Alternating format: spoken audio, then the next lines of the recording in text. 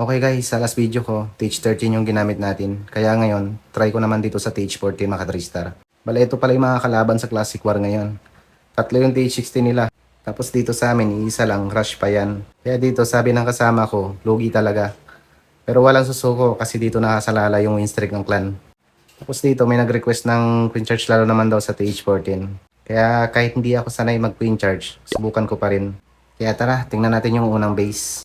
Dito guys, stage 15 pala yung atakin ko kahit na rush yung stage 14 natin. Subukan pa rin natin maka 3 star dito. Okay, ganito pala yung gagawin ko. Unahan ko muna ng Yeti Blim dito. Kailangan sa area na yan matanggal ng Yeti yung mga defense na nandyan sa loob. At the same time, mapapalabas natin yung laman ng CC. Tapos dito ko naman nilalapag si Queen. Kailangan si Queen makapasok dyan sa loob. Siya naman yung tatanggal sa area na yan. Tapos dito naman sa baba, dyan ko naman nilalapag yung BK. Putas lang tayo dito para makapasok si BK. Para siya na yung bahalang papatay sa enemy RC at maklear yung ibang buildings na nasa loob ng compartment na yan. Tapos dito naman sa taas, dyan ko naman nilalapag yung RC. Kasama ng Warden, sila naman bahala mag-clear mga defense na nandyan sa taas. Kaya magiging trabaho ng lalo, eto na lang. Kaya let's go, tingnan natin kung gagana yung plano. Bale, gagamit pala ako ng potion dito sa troops tsaka sa hero guys para may laban naman. Okay, unahan lang natin ng launch bago yung blimp. Baka kasi may seeking air mine nakatago dyan.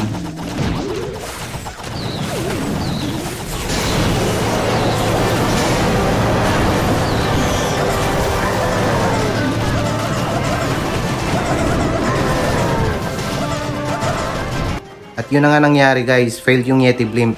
Dahil hindi natanggal yung mga ibang main defense na nasa loob ng compartment. Kaya sa isip ko, mahihirapan na yung queen ko dito. Pero subukan ko pa rin ayon sa plano. Basta mapatay lang yung laman ng CC at saka enemy queen.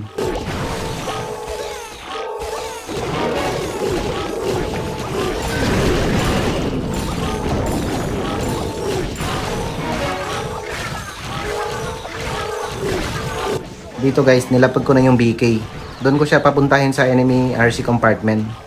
Agahan ko lang yung paglapag ng wall breaker doon para makapasok siya.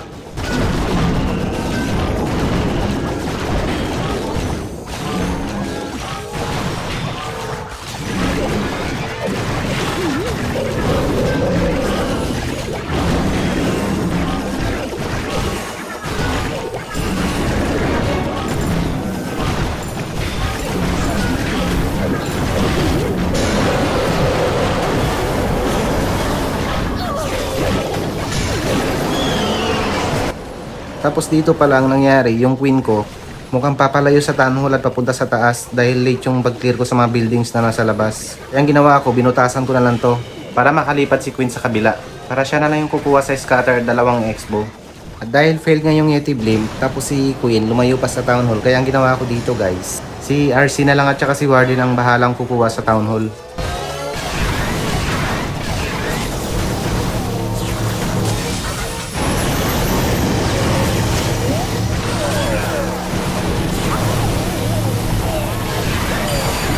Tapos dito pala guys, nag-start na ako ng lalo kasi 1 minuto na lang yung natitira sa oras. Baka ma-time fail pa ako.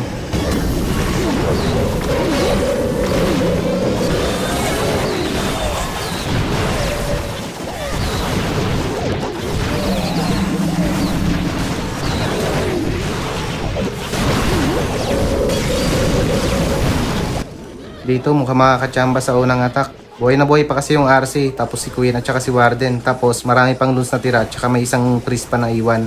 Kahit na fail yung Yeti Blink, tapos si Queen lumayo pa sa town hall. Kaya ang nangyari, hindi na sumunod sa plano. Pero kahit papano, naagapan pa rin maka 3 star. Tapos dito guys, mukhang nanonood na rin yung kalaban. Kapit na kasi matapos yung war, tapos yung base na lang nila sa taas ang hindi pa natin 3 star.